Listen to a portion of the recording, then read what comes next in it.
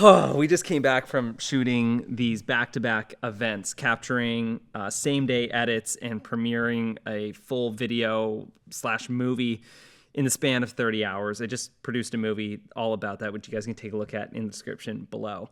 But in this process, I sort of recognized that editing can sometimes be very daunting. If you're working with a client, they're probably wanting the project yesterday. Or if you're a YouTube creator, perhaps you want to pump out a video to stay consistent. But one of the consistent challenges is, how do I do this in a short period of time? What shots do you use? Where do you put them in a semblance to the story? And overall, editing can be a very complicated process with lots of steps that sort of can feel very daunting of where do I start and how do I piece this thing together? So in this video specifically, I want to talk about 5 to 6 steps that I use with every single edit, whether it's a same day edit that I have to produce a video in within 30 hours or a film that I'm working on for months. This is sort of the cheat code process that I use to make sure every film has the same level of quality while still being efficient the whole way through. I already shot the video. This is just an intro. I literally just put the shirt on to make it look like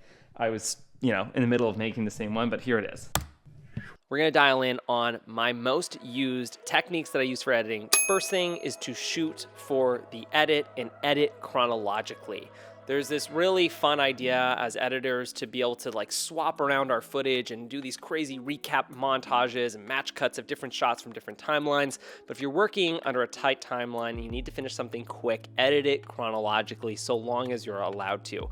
What this is gonna do is 2 things. One, you're not gonna have to try and make up the story in the edit. The story kind of flows chronologically to begin with. So all you're really doing is piecing that together. Now, if there are moments that don't work, that's when you're gonna have to start mix matching. But don't try and make your job harder from the get-go by editing things out of order and putting the morning shot after the night shot and doing a day for night and night for day, and it's gonna slow down your color grading process. It's gonna slow down your editing process, and you're using creativity fuel in your brain to try and make up edits that aren't as necessary. Most times, chronological editing can help you edit. It also helps tell a story, because a story, if you're doing a same day edit, an event recap, whatever, has a beginning, middle, and end. It has a start of the day, a middle of the day, and the end of the day. And if you use that for your edit, you're gonna have a plug and play, immediate story already available to edit with, a lot less stress to edit something in a short period of time. Time is undefeated, man.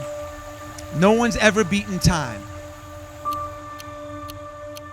The only way that you could beat time is when you put things on your life resume that time can't take away from you.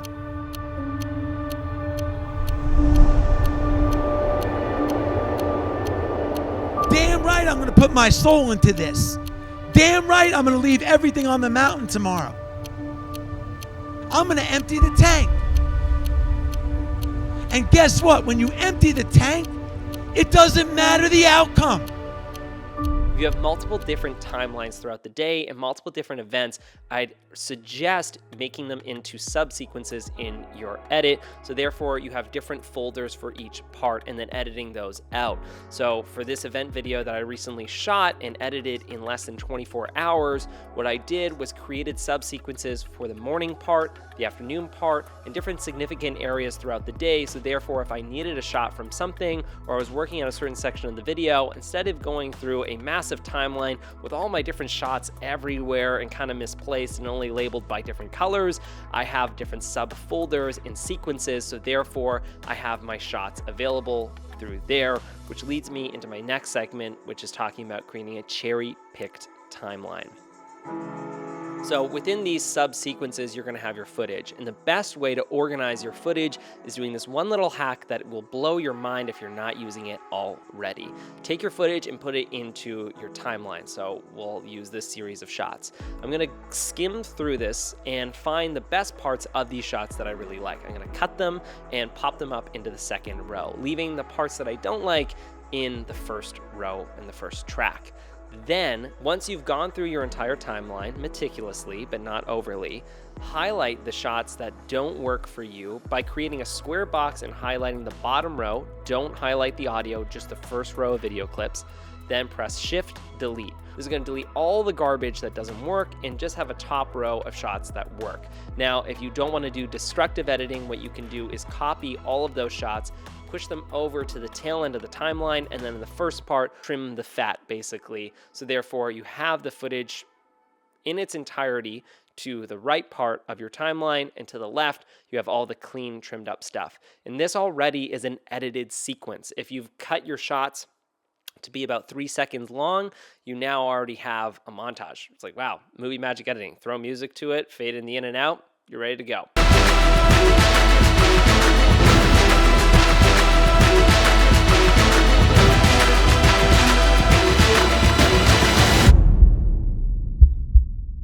Now let's dial in on the picking and choosing, finding the right shots. If you're working with a lot of footage and you're editing in a short timeline, and a lot of the footage looks pretty nice and you're attached to it, here's my golden rule. If the shot doesn't scream at you, if it's not a golden shot that's blowing your mind in the first few seconds, cut it out, disregard it, throw it to the side. Now, doing this technique comes with a disclaimer. If you're editing a documentary that needs important story elements, you need to make sure that you're not removing an important story shot. But if it's just a shot of B-roll and it's not screaming at you, get rid of it, because what you're going to be doing is focusing too much on the shot and figuring out how it integrates rather than looking for gold. You are a gold miner searching for a big nugget. If it doesn't stand out, throw it to the side. Quick and fast, edit in a Pancake Timeline. If you don't know what that is, it's where you have your main sequence on the top or bottom and all your other sequences on the top or bottom. Pick or choose. Let's just say the bottom is your main sequence and your top part is all your other sequences. And since we made all these other sub-sequences, you can have those in the top, and then when you're editing your main one, you're like, oh, I need a shot of this. Boom, grab it from the top sequence, boom, throw it in. You know you only have a sequence available of golden nuggets because you filtered out all of the fat. Okay, the final thing I do is highlight my shots in certain colors. So here's my sort of color scheming method. If it's a shot that really is a game changer shot that makes or breaks or just blows my mind, I highlight it yellow.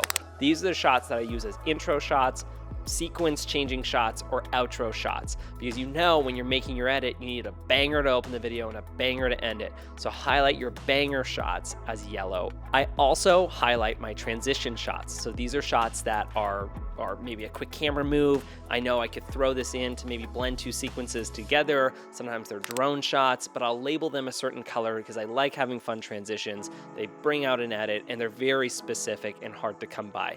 Those are sort of my high-level editing story structure things.